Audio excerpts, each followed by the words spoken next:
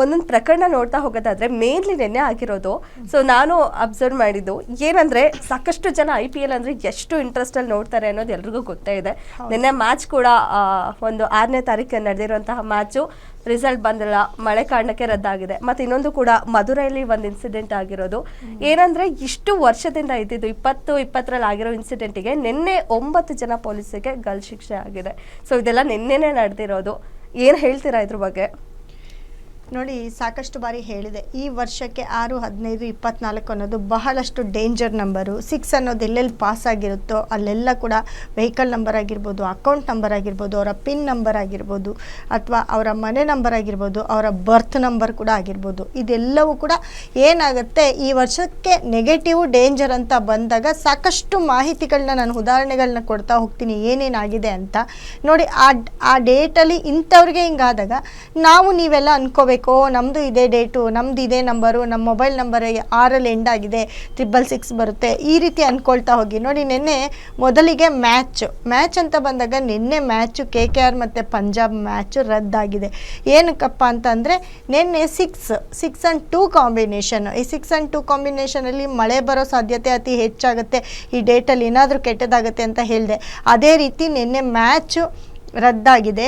ಅದರಲ್ಲೂ ನೋಡಿ, ಆ ಮ್ಯಾಚಲ್ಲಿ ಆಡ್ತಕ್ಕಂಥ ಶ್ರೇಯಸ್ ಅಯ್ಯರ್ ಆಗಿರ್ಬೋದು, ಪಂಜಾಬ್ ಕ್ಯಾಪ್ಟನ್ನು, ಅದೇ ರೀತಿ ಆದಿತ್ಯ ರೆಹಾನೋ ಅವರು KKR ಕ್ಯಾಪ್ಟನ್ ಆಗಿರ್ತಾರೆ. ಇವರಿಬ್ಬರ ಡೇಟ್ ಆಫ್ ಬರ್ತ್ ಕೂಡ ಅಲ್ಲಿ 6 ಅನ್ನೋದು 6 ಅಂತಲೇ ಆಗುತ್ತೆ. ಅವ್ರ ಡೇಟ್ ಆಫ್ ಬರ್ತ್ 6, ಇವ್ರ ಡೇಟ್ ಆಫ್ ಬರ್ತ್ 6, ಮ್ಯಾಚ್ ನಡೀತಾ ಇರೋದು ಕೂಡ 6. ಈ 6, 6, 6 ಅಲ್ಲಿಗೆ 666 ಆಯಿತು. 3 ಸತಿ 6 ಬಂತು. 3 ಸತಿ 6 ಬಂದು ಅದು 3, 3, 6, 6, 12, 18 ಅಂದರೆ ಇದು 3 ಸತಿ 6 ಬರೋದು ಇದು ಏಂಜಲ್ ನಂಬರ್ ಅಂತಾರೆ, ಇದು ಸೈತಾನ್ ನಂಬರ್ ಅಂತ ಹೇಳ್ತೀವಿ.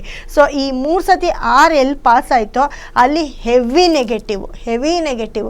ನೋಡಿ, ನೆನ್ನೆ ಮ್ಯಾಚೇ ನಿಂತೋಯ್ತು. ಸೊ ಇಷ್ಟು ಸಾಕು ಉದಾಹರಣೆ. ಇಷ್ಟು ಕೋಇನ್ಸಿಡೆಂಟ್ ಇದೆ. ಇಬ್ರು ಡೇಟ್ ಆಫ್ ಬರ್ತ್ ಕೂಡ 6, ಡೇಟ್ ಕೂಡ 6 ಇದೆ. ಎಸ್, ಹೌದು, ನಿನ್ನೆ ಡೇಟ್ 6, ಇಬ್ರು ಕ್ಯಾಪ್ಟನ್ ಡೇಟ್ ಕೂಡ 6 ಆಗಿರುತ್ತೆ. ಅಲ್ಲಿ 36 ಬಂದೇ ಬಂತಲ್ಲ, 3 ಸತಿ 6 ಪಾಸ್ ಆಯ್ತಲ್ವಾ. ಸೊ ಅಲ್ಲಿಗೆ ನಿನ್ನೆ ಡೇಟ್ಗೆ ಹೋಯ್ತು, ಮ್ಯಾಚ್ ಹೋಯ್ತು. ಅದೇ ರೀತಿ ನೋಡಿ, ನಿನ್ನೆ 6ನೇ ತಾರೀಕು ಇದೇ ಮಧುರೈಲಿ COVID-19 ಜೂನ್ 2020 ಆಗಿರ್ತಕ್ಕಂಥ ಒಂದು ಘಟನೆ. ಲಾಕ್ಡೌನಲ್ಲಿ ಮಧುರೈಯಲ್ಲಿ 9 ಜನ ಪೊಲೀಸರಿಗೆ ಮರಣದಂಡನೆ ಆಗಿದೆ. 9 ಜನ ಪೊಲೀಸರಿಗೆ ಮರಣದಂಡನೆ ಅದು ನಿನ್ನೆನೇ ಆಗಿದೆ. ನಿನ್ನೆ 6ನೇ ತಾರೀಕು ಹೋಗಲಿ. ನಿನ್ನೆ ನೋಡಿ, ನಾನು ಸೂರ್ಯ ಶನಿ ಒಟ್ಟಿಗೆ ಸೇರಿದಾಗ ಈ ಥರ ಒಂದು ಅವಘಡಗಳು ನಡೀತಾ ಬರುತ್ತೆ ಅಂತ. ಇದು ಯಾವಾಗಲೂ ಆಗಿರೋದು, ನಿನ್ನೆ ತೀರ್ಪು ಬಂದಿದೆ. ಅದರಲ್ಲೂ ನೋಡಿ, ಸೂರ್ಯ ಕುಜ ಶನಿ ಒಟ್ಟಿಗೆ ಸೇರಿದ್ದಾರೆ. ಸೂರ್ಯ ಅಂತ ಅಂದರೆ ಕಾನೂನು ಅಂತ ಹೇಳ್ತೀವಿ, ಅದೇ ರೀತಿ ಕುಜ ಅಂತ ಅಂದರೆ ಪೊಲೀಸ್ ಅಂತ ಹೇಳ್ತೀವಿ, ಶನಿ ಅಂತ ಅಂದರೆ ಅಪರಾಧ ಅಂತ ಹೇಳ್ತೀವಿ. ನೋಡಿ, ಈ ಕಾನೂನು ಬರುತ್ತೆ, ಪೊಲೀಸು, ಕುಜ ಅಂದರೆ ಪೊಲೀಸು. ಈ ಕುಜ, ಸೂರ್ಯ ಮತ್ತು ಶನಿ 3 ಜನ ಒಟ್ಟಿಗೆ ಇರೋದ್ರಿಂದ ನಿನ್ನೆ ಬರೀ ಈ ಶಿಕ್ಷೆ ಮತ್ತು ಕಾನೂನು ರೀತಿಯಲ್ಲಿ ಅವರಿಗೆ ಶಿಕ್ಷೆ, ಅದು ಪೊಲೀಸ್ ಅವ್ರಿಗೆ, ಕುಜನ ತತ್ವ ಪೊಲೀಸ್ ಅವ್ರಿಗೆ ಶಿಕ್ಷೆ, ಶನಿ ಅಪರಾಧ.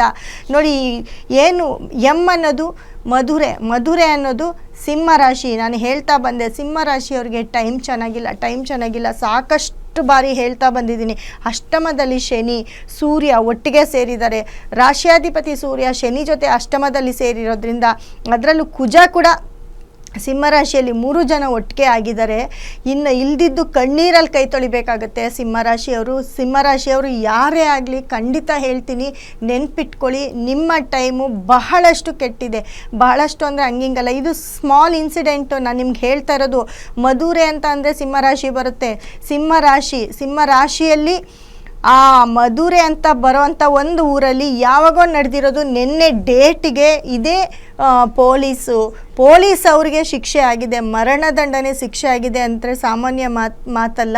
ನೋಡಿ, ಕುಜ ಅಂತ ಅಂದರೆ ಮೃಗಶಿರ, ಚಿತ್ತ, ಧನಿಷ್ಠ ನಕ್ಷತ್ರ ಸೇರುತ್ತೆ. ಈ ಕುಜನ ನಕ್ಷತ್ರ ಯಾರ್ಯಾರೆಲ್ಲ ಇರ್ತಿರೋ ಅವರೆಲ್ಲರಿಗೂ ಕೂಡ ಏನಾದರೂ ಒಂದು ನಕ್ಷತ್ರ ಅಧಿಪತಿ. ಯಾಕಂದರೆ ಕುಜ ನಿಮಗೆ 8ನೇ ಮನೆಯಲ್ಲಿ ಇರ್ತಾನೆ. ಅದು ಸೂರ್ಯ ಮತ್ತು ಶನಿ ಜೊತೆ ಸೇರಿದಾಗ ಬಹಳಷ್ಟು ಪ್ರಪಂಚದಲ್ಲಿ ಕಲ್ಲೋಳಗಳು ನಡೀತಾ ಇರುತ್ತೆ. ಜೊತೆಗೆ ನಿಮಗೂ ಕೂಡ ನೋಡಿ, ಯಾರು ಮೃಗಶಿರ, ಚಿತ್ತ, ಧನಿಷ್ಠ ನಕ್ಷತ್ರದವ್ರು ಇರ್ತಿರೋ ಅವರೆಲ್ಲರಿಗೂ ಕೂಡ ಒಂದಲ್ಲ ಒಂದು ಪ್ರಾಬ್ಲಮ್ಮು ಇದ್ದೇ ಇರುತ್ತೆ. ಬಹಳಷ್ಟು ಹುಷಾರಾಗಿರಿ, ಪರಿಹಾರ ಮಾಡ್ಕೊಳ್ಳಿ.